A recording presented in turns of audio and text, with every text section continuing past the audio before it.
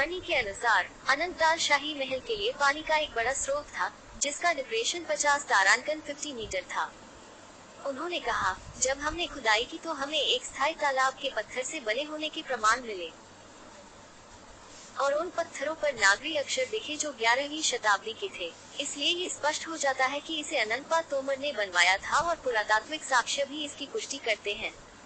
फिलहाल खुदाई के दौरान मिली वस्तुएं एएसआई के दिल्ली सर्किल में रखी हुई हैं। मणि ने कहा कि अनंतताल के पास ही एक संग्रहालय बनाया जा सकता है ताकि इन वस्तुओं को वहां रखा जा सके। उन्होंने कहा, अभी तक लोग मुगल इतिहास को ही दिल्ली का इतिहास मानते आए हैं। राजपूत काल का इतिहास कहीं नजर नहीं आता।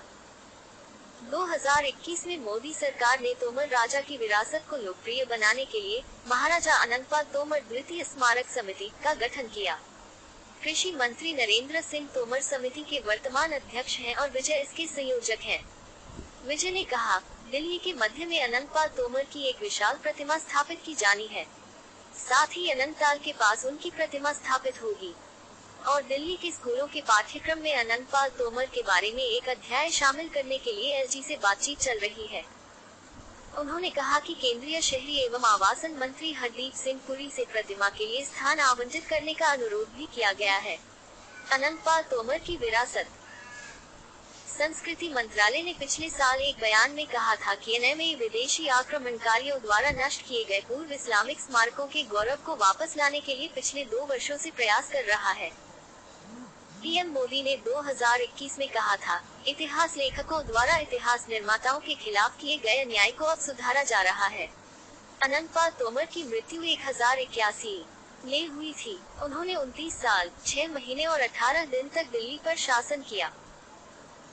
विजय ने कहा, आजादी के बाद वामपंथियों ने इतिहास लेखन और आख्यान पर इस तरह कब्जा कर लिया था कि उनका मूल उद्देश्य वास्तविक इतिहास, हिंदू गौरव के इतिहास को दबाना था और इस तरह ये दिखाया गया कि दिल्ली पर खिलजी, तुगलक और इल्तुतमिश का शासन था।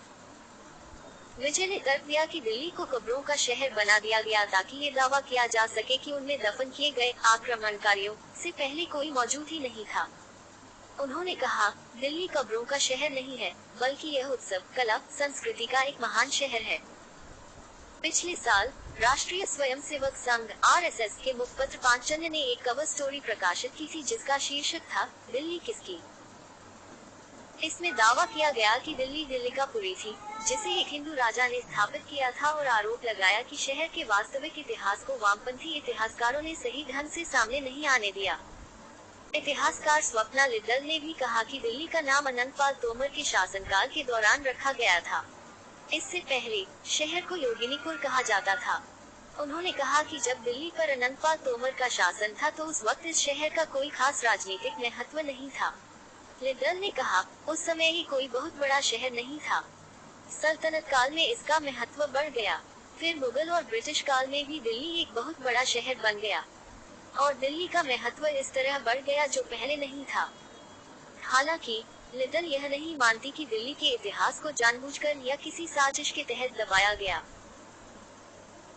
विजय ने बताया कि एएसआई के पहले महानिदेशक और ब्रिटिश इंजीनियर अलेक्जेंडर कनिंघम, जिन्होंने 1861 में संगठन की स्थापना की थी, ने अपनी खुदाई से पता लगाया था कि दिल्ली को कभी दिल्लिकापुरी के नाम से जाना जाता था। खुदाई में 1912 के बाद नई दिल्ली के निर्माण के दौरान पालम, नारियाना और सरबन में पत्थर के शिलालेख मिले। लेकिन दिल्ली के नाम के बारे में एक और प्रसिद्ध कहानी है जिसे दिल्ली किल्ली कहानी कहा जाता है। मणि की पुस्तक के अनुसार ये संभव है कि शहर को इसका नाम लौह स्तंभ किल्ली से मिला, जो तोमर राजा द्वारा इसे रिफिक्स किए जाने के बाद ढीला किल्ली रह गया हो। कुतुब कॉम्प्लेक्स में स्थित लौह स्तंभ भी अनंतपाल तोमर द्वितीय के इतिहास की गवाही देता है। मणि अपनी किताब में लिखते हैं कि कनिंघम ने शिलालेखों का हवाला देते हुए कहा है, किल्ली तो दिल्ली भई, तोमर भाया मत हीन।